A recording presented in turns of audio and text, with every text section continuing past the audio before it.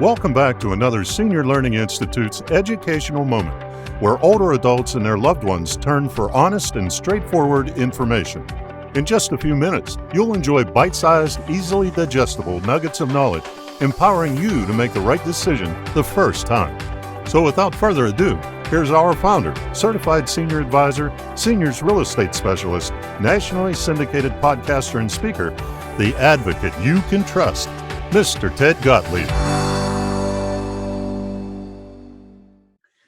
Welcome to another Senior Learning Institute seminar. Today's topic is aging in place.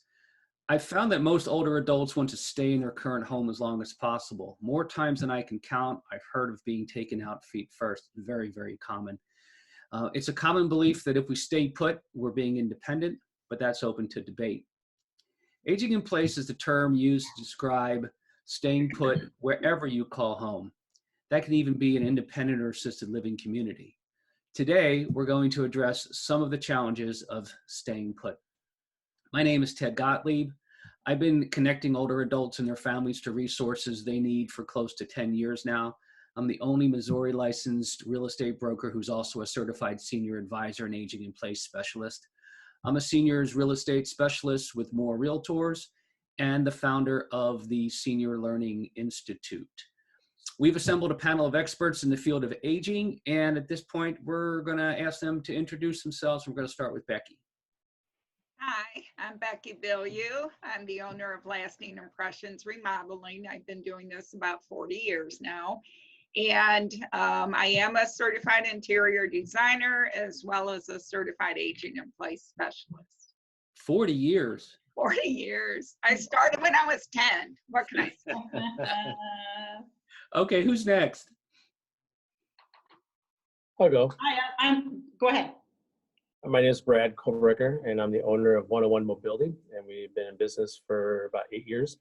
And it's been we've been selling and installing mobility equipment, allowing people to stay in their homes. Great. Linda? Good morning. My name is Linda Bass. I'm the owner of Around the Clock Medical Alarms. We are a business that provides the PERS device, the Personal Emergency Response Service Medical Alert device. We're nationwide. We can help anybody anywhere to be able to maintain their independence and stay safe at home. We've been in business for 8 years, and the industry has been in existence since the 70s. Great. And Billy and Kevin? Hi, my name is Billy Dawson. I'm one of the owners of Mr. Fix-It. We're the largest handyman service in the area, and we keep seniors in place by keeping their homes up to date. Great. Well, I appreciate that. Thank you, everybody, and appreciate you being here. Oh, Kevin, you want to say hi? Hi, I am Kevin, and I am also one of the partners with Billy, and I'm responsible for the upkeep, home warranty, and maintenance side of our business. Great. Thank you very much. Appreciate that. Becky, let's start with you. Along with Brad and I, you've earned a certified aging in place specialist designation. What does an aging in place specialist do? What we do is we usually go to somebody's home just to kind of assess it and see if there's something we need to change or modify in order for them to remain in their home safely.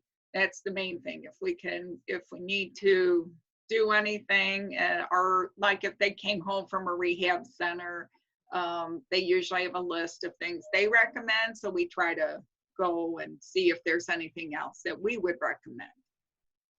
Gotcha. What are some of the easier things that we can do to successfully age in place? Oh, the easiest is to throw away your rugs. And then after that, check for clutter. If you have newspapers laying around, magazines laying around, things like that, you'll want to kind of make sure they're put away. Look at where your lamps are plugged in and that. If you got extension cords everywhere, that's pretty much a trip hazard. So those are very simple and look, and there it is. Other things, light bulbs. Change out your light bulb instead of using a standard incandescent light bulb. Put an LED light bulb in. They last forever. So that's a whole, just a quick, simple, safe change. Right. And a lot of that is, often there, we get a lot of resistance. I tell the story of someone that I'm close with that has a rug in front of the kitchen sink right near the dishwasher. And every time this person walks by that area, they kind of take up the corner of that rug, and sooner or later they're going to catch a foot on it. There are just certain things that you can do to really protect yourself. And I know it might look nice, but at a certain point we need to be practical. And if the goal is to stay in our homes and stay healthy in our homes, there's just certain things we have to do. So maybe get rid of the rug. Simple solution, but there's so much resistance. That same person that I know also used to sell light bulbs as a career, had more incandescent light bulbs as you can possibly imagine. Yes. And liked the idea at age 90 to get on a ladder and change light bulbs. Well, you know what? LED is an awesome thing. You shouldn't be on a ladder anyway, but let's put some LEDs in. They'll last longer, and they'll also give you more light so you can see what you were doing. So just little things like that are just so important, and they're not very expensive. No. I mean, you can, a lot of times even changing a doorknob, even if you got, especially if you got arthritis or you got one bum arm, Right. put in that lever style thing and that'll help you. I know. And oftentimes it's all about saving a little bit of money. And I understand that mentality. I get it, believe me. But if you can spend 10, 15, 20, 30, $100 and avoid a serious injury or inconvenience, boy, it sure is worth it. You bet. Sometimes we're waiting for a rainy day and it's drizzling or raining outside and we don't realize it. So it's at a certain point we have. Right. What happens when someone's home just isn't going to work for them anymore? Maybe because of accessibility type issues. What are some of the options that we can do to still keep them home? Well, some things we can do is if like they're in a wheelchair or something, we could like widen the doorway and try to make it a little more accessible for them. Even if they're on a walker. In the kitchen, just take things that are way high on the shelves and move them to a lower shelf. The things that you use every day, even in the bathroom cabinets and that, try to put a shelf so it's easy to reach in there instead of who knows where they all are. And there's so just rearranging some things help a lot too. And there, so I mean, if you want to invest in like one of those taller toilets, those help a lot for knees and hips. At any age. That what? At any age. Any age, I agree. So the taller toilets are awesome because I'm tall. They have touch faucets available to where if you just want to touch it with your hand or your wrist, I mean, then they can come on. So, I mean, there's a lot of accessible features that are out there, just easy fixes. Right. So there's easy fixes and there's some fixes that may cost a little bit more money, but again, help you accomplish your goal. We're talking about moving a laundry from the basement to the main floor to a second floor. We're talking about a total remodel of the bathroom to get rid of the tub or to cut the tub so that you can walk in. Yes. Yeah. Now, some of these things have impact in regard to the sellability of the home. If it's done well, I think it actually adds value to the home. Oh, definitely. I mean, that's a lot of people think, my God, accessibility is ugly. It's not. I mean, you can make accessibility beautiful. So you can have the pretty bathroom you want, but, put in a real pretty safety box. I mean, just things like that. We've done them out of marble and onyx, and I mean, so they can look nice. Oh, absolutely. Let's move on to Brad. Brad, let's go along those same lines. There are some other solutions out there that we have not talked about yet. Maybe this is a little bit more extreme with someone who has, I guess, more of a accessibility issue. But let's talk about ramps and stair lifts. What are some of the instances when a ramp leading into a home would be needed and a good solution? Well, when the person is having problems with the steps, so you don't want to get to the point where they're trying to get up the steps and they fall. And then now they're in rehab and go to the hospital. So you want to start talking about that when you see them struggling. Sometimes putting a grab bar right next to the door can help them for a little while. But then when the modular ramps have handrails, so they can walk up it if they don't want to be in a wheelchair, they don't want assistance. Sometimes they have pride and they don't want to be assisted. You get a modular ramp and just walk up of it, and it would be easier for them.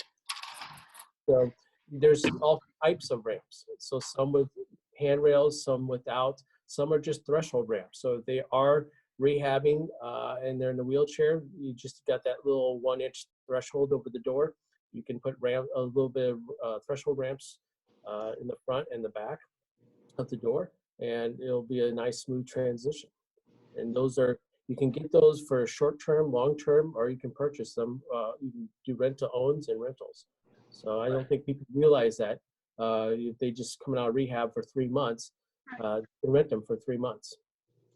That's great.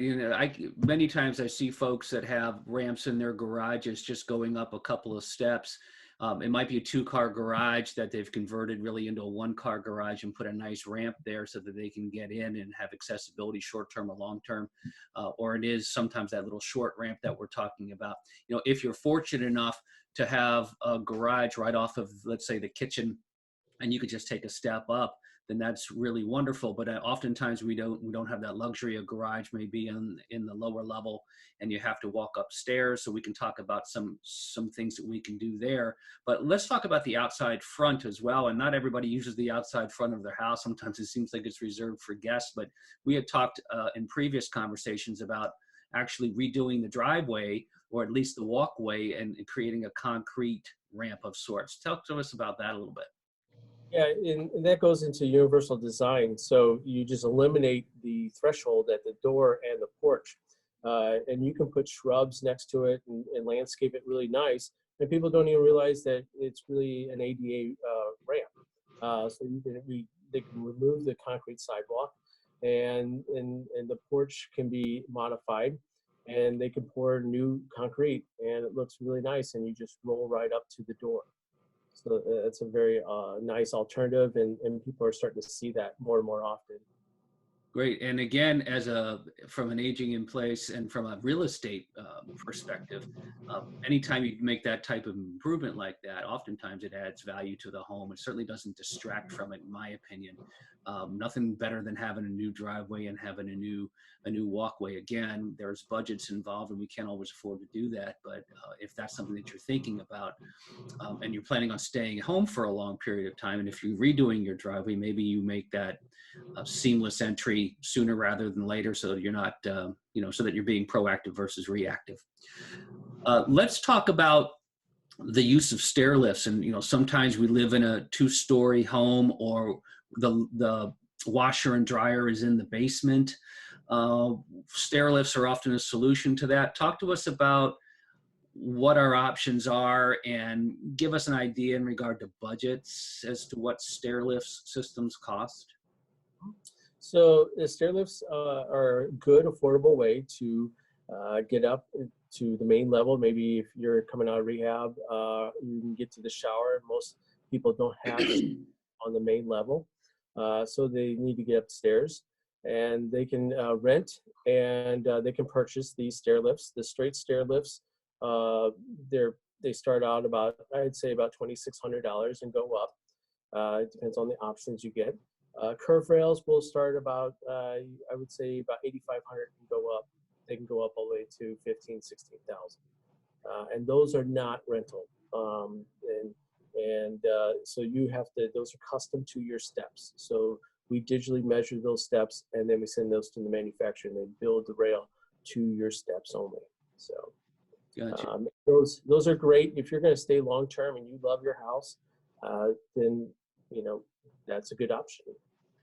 Absolutely. And I have a client right now who is moving to an independent living community, and I've sold their villa. And while we were preparing the villa for sale, we had the conversation about the stair lift, and they bought the stair lift because they had a very nicely finished lower level, which they used for hobby.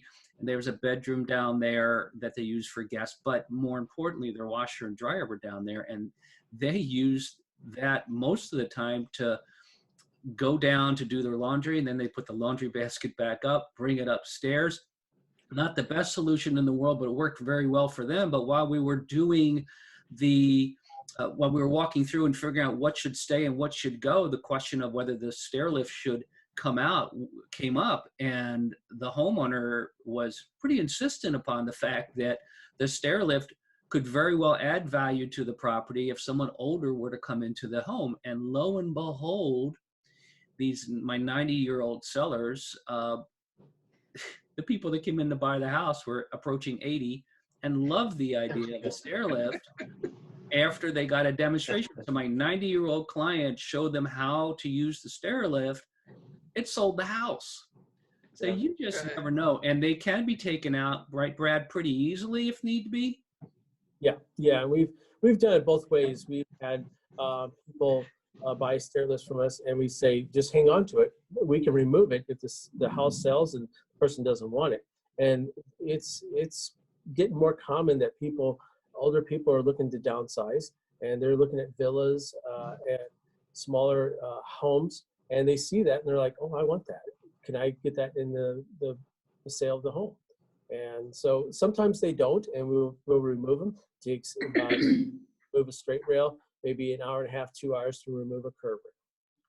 Now, do the stair lifts, and well, actually, I want to ask you about one other thing, and then I'll ask you this question because it really pertains to this next question.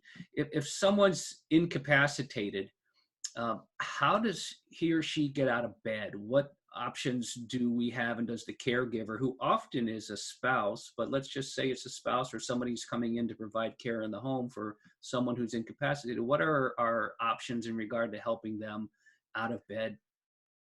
Yeah, so we have patient lifts. You have many types of patient lifts. You have overhead, you have modular, and then you have mobile patient lifts. And some of these can be rented, some of these cannot.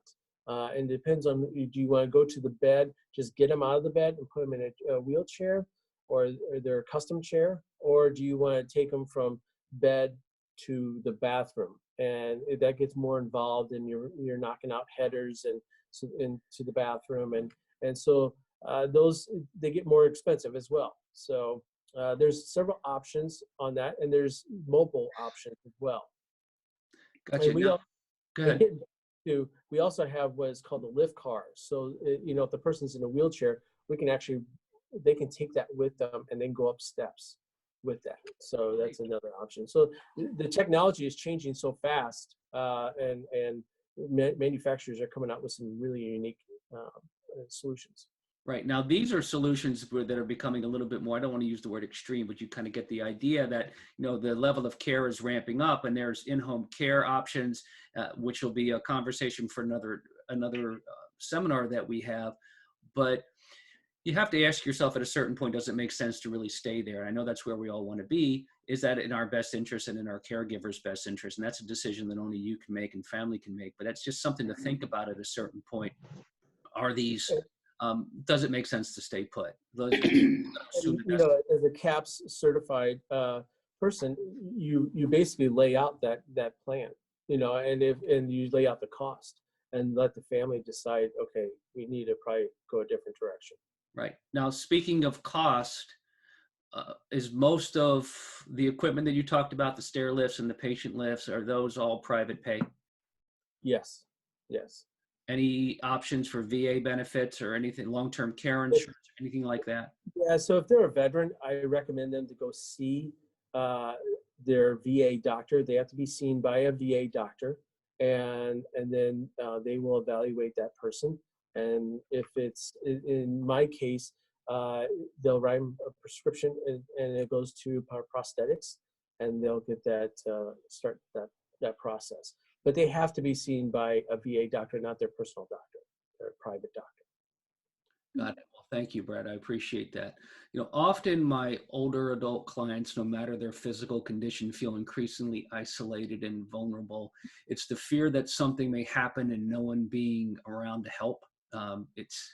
Just imagine that fear, the isolation itself. So there's some great technology out there that can help us feel safer and maybe help us stay put longer.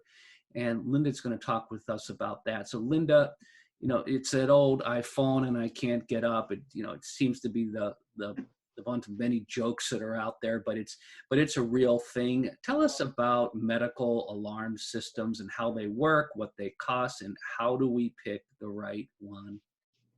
Well, typically, the industry has all of us thinking that a PERS device is only for an elder person who falls.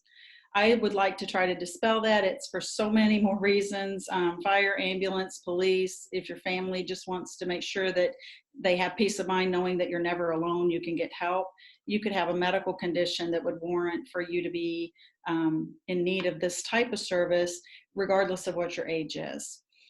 Typically, the PERS is a pendant that people wear, and they have it on their person that if something happens, if they need help, all they have to do is push that button to be able to get the help they need. There are so many different devices out there. There are some that you can buy straight out, but you have to be responsible for programming that equipment and making sure it's charged and changing out the batteries. What I would look for in the industry is for one that is answered by a live person, because if you program in a number and that person doesn't respond, it's only as good as the responders. So if you have a live operator who answers the calls 24/7, that enables you to have that ability to get the help you need. I would also look for equipment that maybe has a battery backup.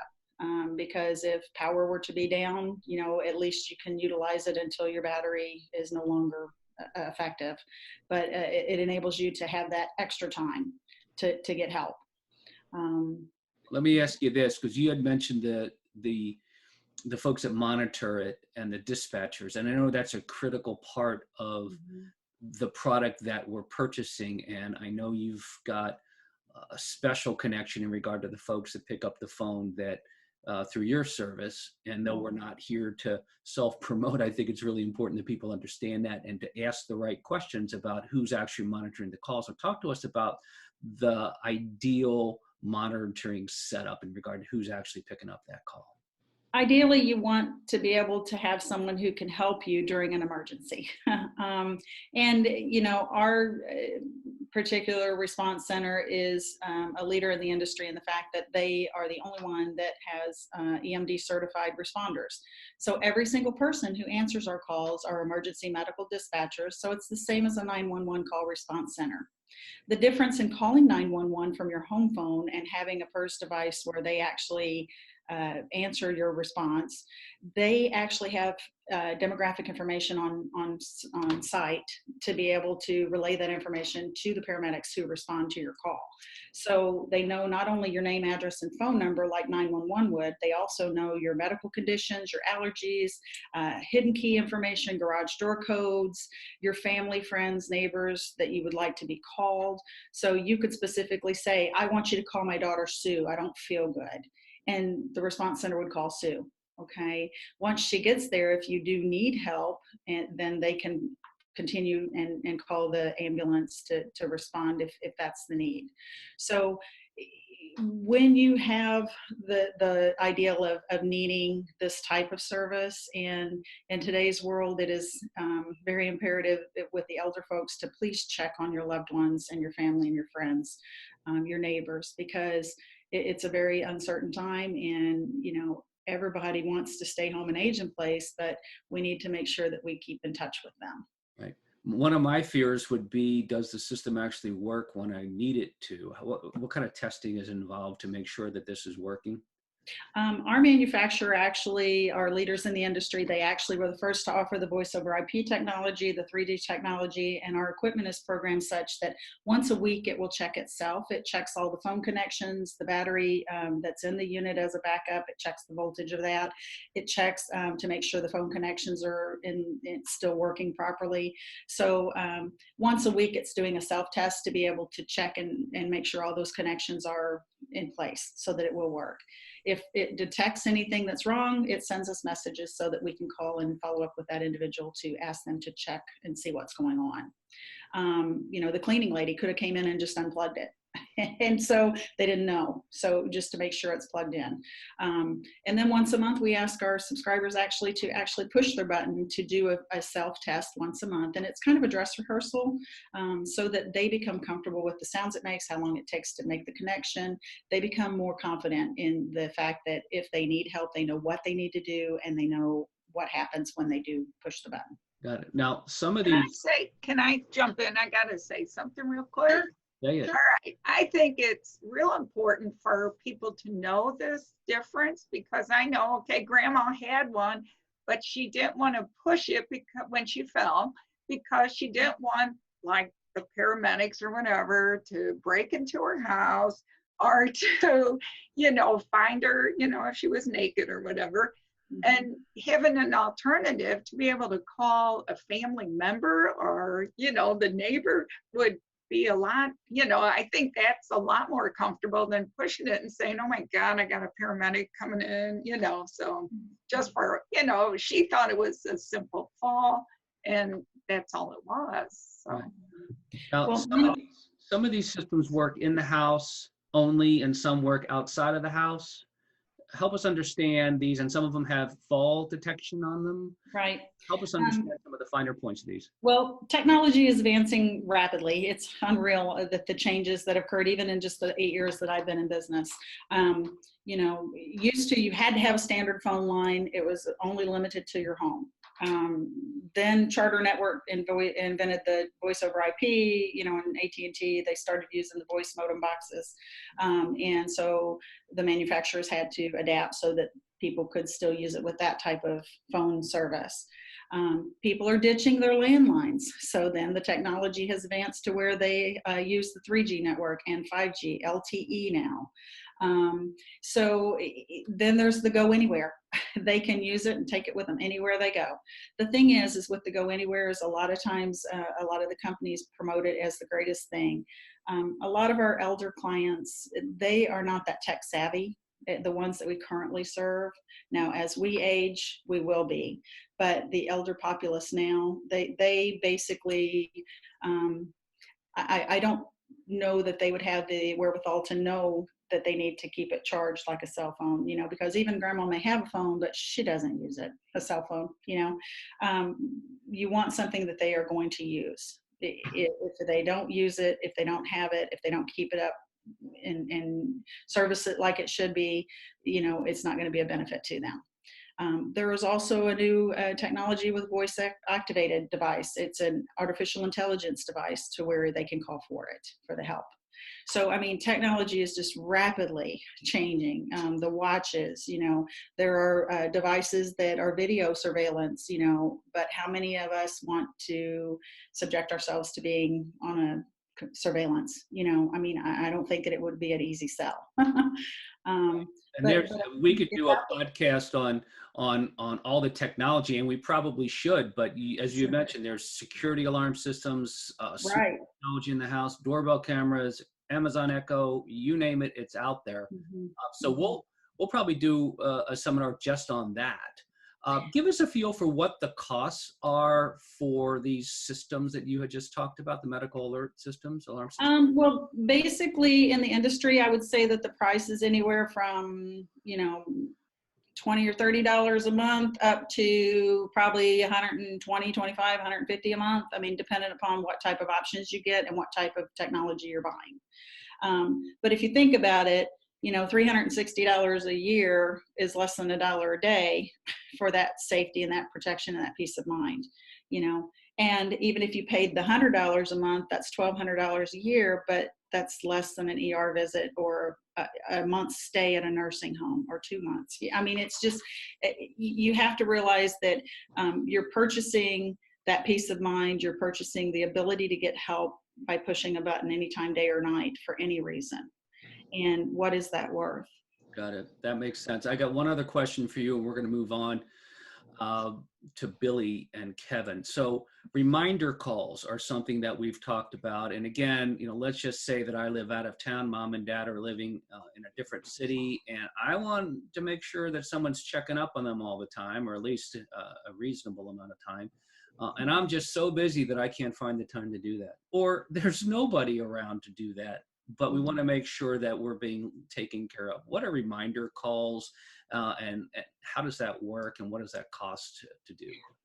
Basically, reminder calls are just that. They enable you to be able to have the ability for the response center to call to check on your loved one, maybe to remind them to take their medication, maybe to remind them to lock the doors before they go to bed at night, just reminding them to make certain that their safety is, taken care of. In today's world, I mean, a lot of times, I mean, people want to age in place, and if we can offer them a tool to enable them to foster that, as long as they can. Statistically, the New England Journal of Medicine did a study. They said a person with a PERS device actually lives in their homes on average 6 years longer than someone who does not have a button. And the reason being is that person does not become a statistic of someone who has an event happen and they lay there for hours or days. So if we can help people to maintain their independence and allow their families to have that peace to know that mom can stay home, that is a viable option, then that's, what we're here to do. And collectively together, we can help assist people to, meet those needs that families are facing every day. Right. To me, the takeaway from everything that you've said is twofold. Number one, if you have it, wear it. Mm-hmm. Especially if you're in your home, no Right. one's going to see it. You know that it's there. And if they live alone. Yeah, absolutely. So you might as well take advantage of it. You're paying for it. Right. Use it. It's not going to cost you any more if you have to use it or test it. But check it out and make sure that it works and feel comfortable. This is really here for your protection. Exactly. We're going to move on and talk about the idea of maintaining the home as we age, because there may come a time that maintaining the home may be more than we either care to do or can do.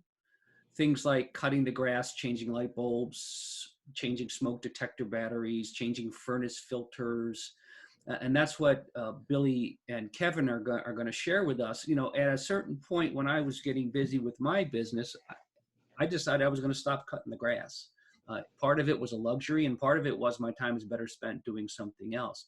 But now that I've gotten older and my body's not working as well as it used to, there's certain things that I should not be doing, or I can no longer do in a competent way.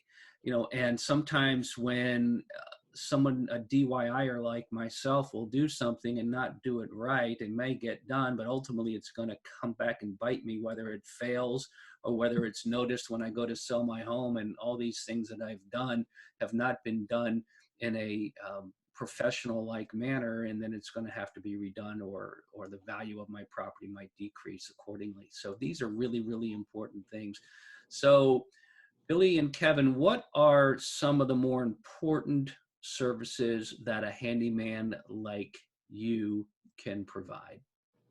Well, like Becky was saying earlier, we do the toilets, we change out the toilets, put in the higher toilets on it. We change batteries. We do typically a handyman service that keeps people in their homes longer. Yeah. And I guess one of the frustrations I see over the last 18 years of selling real estate is that oftentimes we don't always see what is right in front of us, and being able to be proactive and take care of these things before they become worse, or take care of things so that they're no longer safety hazards, is just so critical. And oftentimes I see that things become in such disrepair that by the time we finally realize that something needs to be done, it's overwhelming and very, very expensive. And I get the idea of being on budgets. I get the idea of not wanting to spend money on things. I understand that, and I empathize with that. But at a certain point, we really need to take care of our shelter. Otherwise, it's going to come back and get us at the tail end. And I always think, with my real estate hat on, is the fact that when you neglect the house over a period of time, a home that might sell for $100,000 may end up selling for $50,000 because it needs so much work that a traditional buyer may not want to buy it and can't afford to buy it, or couldn't get a loan to buy it, or couldn't be able to occupy it. So all these things really, really count. So you had mentioned smoke detectors, leaky faucets, toilets, paint. The honey-do list is really what we're talking about. Yes, we actually come through there and we walk through it. Yeah, people get immune to it. They don't see what we see as somebody else coming into their picture as such on our house. So we actually go through and make a list of it and kind of go from there on it. Especially if they're going to stay in their house. Yeah, I love telling the story about the fact when we bought our house 15 plus years ago, there was wallpaper everywhere, there was carpet everywhere. We tore up the carpet, we took down the wallpaper, except for the master bedroom. That wallpaper is still there to this day. We're blind to it. We have no idea that it's there, but I guarantee you the person who comes in to buy my home or the handyman who walks into my bathroom is going to notice that wall. Oh my gosh. It's, Yes, it's, we actually run into that quite often. it's horrible, but I agree, you become blind to it, and it's perfectly okay for you, and I get that. And then right now the wallpaper is perfectly okay for us, but eventually it's not going to be okay for somebody. Yes. Are handymen required in any state? Like we're in Missouri, but this is going nationwide. Are licenses required to be a handyman? In Missouri, it does not. In some other states, it does. I kind of wish Missouri was a little bit more conscious of that. With us, you need a licensed electrician if you're into the circuit breaker box, or you need a licensed electrician if you're involved with plumbing stack. But everything else can be done by a qualified contractor, which we are. Right. Anybody, unfortunately, in Missouri with a pickup truck can put in a ladder on their back of their truck, and they're a contractor. Yeah, truck in a truck, right? Yeah, you got to be careful on who you use. Right. Well, let's talk about that a little bit in regard to how do we qualify someone who claims to be a contractor and a professional, and there are a lot of really good ones out there, but let's just say, for instance, Chuck in a truck comes driving by and decides to help us do some work. How do we know that Chuck is the right person to hire? First off, check your BBB. BBB gives qualified contractors leads even.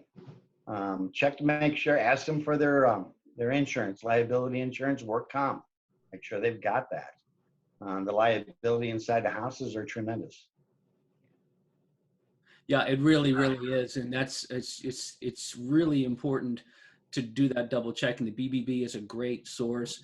One of the red flags seems to be asking for cash up front. So let's talk about that, and then how do legitimate handyman, typically charge for their services? Most people, don't give out cash. Nowadays, even cash is not even good. We ask for 50% down, which is normal. And then at the rest of it at the end of the job after the homeowner is satisfied. So definitely ask for the half down, don't get cash. If we've even had homeowners offer us cash and we go, nope, give us a check or credit card, debit card. Right. It used to be cash is king. Now at this point, a lot of people don't want to touch it. It's not so much anymore. Right.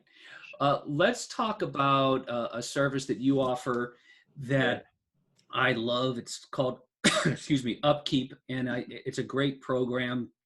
Tell us about the increasing popularity of home maintenance contracts. I'm going to pass that over to Kevin. Oh, wonderful. There he is. Hey, you looks like you've got a tan today, Kevin. I know. There's a lighting in the conference room. What can you do? Oh, you look good. There is an increased demand for maintenance services in general, but there's also demand for home warranty services.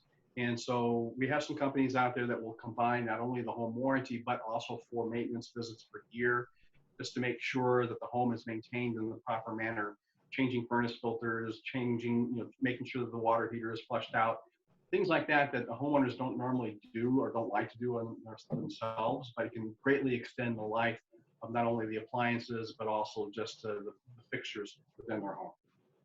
Great. So I know you will go through with a punch list and look at things that need to be done, and you do that over a certain period of time. What kind of contracts are involved or commitments are involved, and just help us understand the business side of the equation. Typically, home warranties will have a 1-year contract. And maintenance companies will typically try and sign people up for a 1-year contract as well.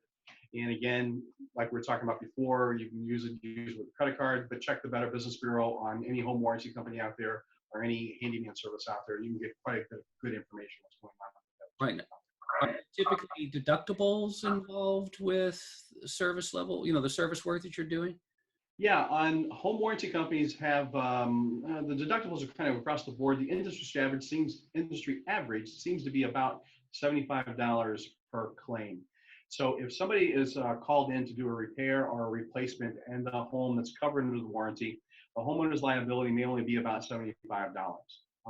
Different warranty companies handle it in different ways. Some will say, yeah, it's a $75 charge, but maybe you also have to pay for parts. Others will say it's a $75 charge and that is also parts and labor.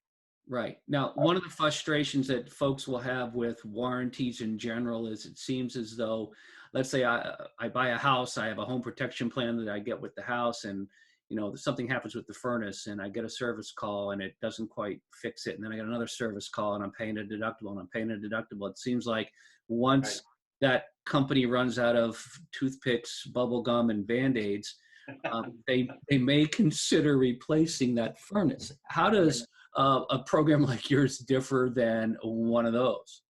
Well, specifically because we do home warranty and maintenance, we're very familiar with that type of equipment and everything they already have in their home. And so what we do is if we send out a repair person to take care of this particular claim on a furnace, let's say, but for some reason or another, it doesn't quite get fixed, to send them back out there, there's no additional charge. There's still just that $75 deductible one time, because we don't consider it fixed until it's actually fixed. And so we're not going to be charging, $75 each visit. The other difference there is that the other warranty companies will be using contractors to do the work. And so the contractors are the ones that are charging the homeowner that $75 or whatever the deductible may be. Whereas with a company like ours, they were actually having our employees do the work. That means that the $75 deductible is being paid to our company. And so that means we can make sure we have better control over the quality of the service in general. Got it. Well, that makes sense. Along the same lines, in regard to dealing with maintenance items, there's also the household tasks that need to be done. And down the road, we're going to have seminars talking about in-home care options. We seek companionship. We need help with the activities of daily living, like dressing, bathing, meal prep. Oftentimes it's a spouse that does that. Sometimes there's no spouse or spouse is not able to do that. So we're going to talk down the road about the other key component to aging in place, and that is in-home care services, and that's scheduled for September. And then we also find, and we're going to have conversations with care managers and folks who understand the fact that aging in place is not always cracked up to what it really appears to be, in regard to the fact that it could lead to decline in physical and mental health. There's loneliness, there's caregiver burnout, which is real, and there's the need for respite, malnutrition, and other things come into mind. So the fact that we all say we want to age in place, it's not always in our best interest. So we're going to talk about those down the road. In April, our next seminar topic is going to be on decluttering, organizing, and estate sales. Before we part ways, does any of the panelists have anything else to add that we haven't talked about? I would like to say that, as our society ages, we as family members and caregivers want our loved ones to be able to have the best quality of life that they possibly can. When you are considering home care or assistance in the home or needing that kind of service, look at what other things you can do to help make it a better fit for that individual to maintain their independence. Look at all of our panelist services and realize that there are so many things available to assist people that they just do not know are available.